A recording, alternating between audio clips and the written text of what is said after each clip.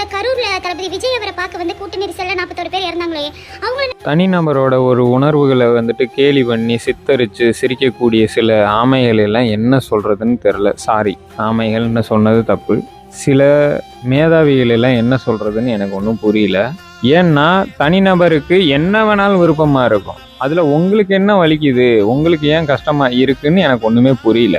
அவங்கவுங்க விருப்பத்தை அவங்கவுங்களுக்கு பிடிச்சவங்களுக்காக வெளிக்காட்டுறாங்க. இதில் உங்களுக்கு என்ன வந்துச்சு, பிடிக்கல அப்படின்னா ஸ்கிப் பண்ணி விட்டு போங்களேன். அவங்க ஒரு அரசியல் ரீதியாக வந்துட்டு ஏதாச்சும் தவறுகள் சொன்னாங்கன்னா கண்டிப்பாக சுட்டி காட்டுங்க, தப்பே கிடையாது. ஆனால் தனிநபரோட ஒரு விருப்பத்தை நீங்கள் எப்படி கொச்சப்படுத்துறீங்க அப்படின்றது எனக்கு ஒன்றுமே புரியல. இதுலேயே தெரியலையா நீங்கள் எவ்வளோ தூரம் கீழ்த்தரமாக இருக்கீங்க அப்படின்னு. இப்போ உங்களுக்கு சீமானை பிடிச்சதுனால தான் நீங்கள் சீமானுக்கு சப்போர்ட் பண்ணிக்கிட்டு இருக்கீங்க. அதுக்காக வந்துட்டு என்ன செஞ்சார், இது பண்ணார், ஓசியில் புள்ள கொடுத்தா வாங்குவியான்னு கேட்டவருக்கு நீங்கள் சப்போர்ட் பண்ணுறீங்களே. இந்த கேள்விக்கு நானும் உங்கள் கமெண்ட்டில் போயிட்டு எந்த வீடியோ போட்டாலும் கமெண்ட் செக்ஷனில் நான் கமெண்ட் பண்ணுறேன். இதுக்கு பதில் சொல்கிறதுக்கு தகுதி இல்லை.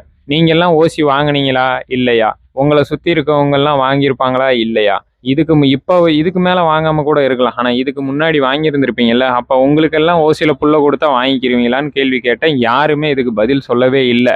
அவ்வளோ தைரியமாக இருந்துச்சுன்னா இந்த கேள்விக்கு பதில் சொல்லிட்டு வாங்க, அதுக்கப்புறம் எதாக இருந்தாலும் பேசுங்க.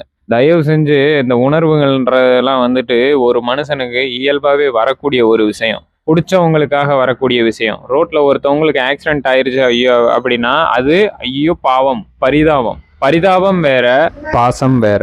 புரியுதுங்களா? அவ்வளோ தூரம் வந்துட்டு ஒருத்தரை நேசித்த ஒரு இது என்டர்டெயின்மெண்ட்டுக்கு. இப்போ நாங்கள் மூவின்ற எடுத்துக்கிட்டோம் அப்படின்னா யார் இருக்கா, எந்த அளவுக்கு ஒரு கூட பிறந்த அண்ணன் தம்பியாவோ ஒரு உறவு முறையில் யார் இருக்கா அப்படின்ற மாதிரி எங்களுக்கெல்லாம் ஃபீலிங்ஸ் இருக்குது. அந்த ஃபீலிங்ஸை நீங்கள் கேவலப்படுத்துறீங்க, கொச்சப்படுத்தி சிரிக்கிறீங்க.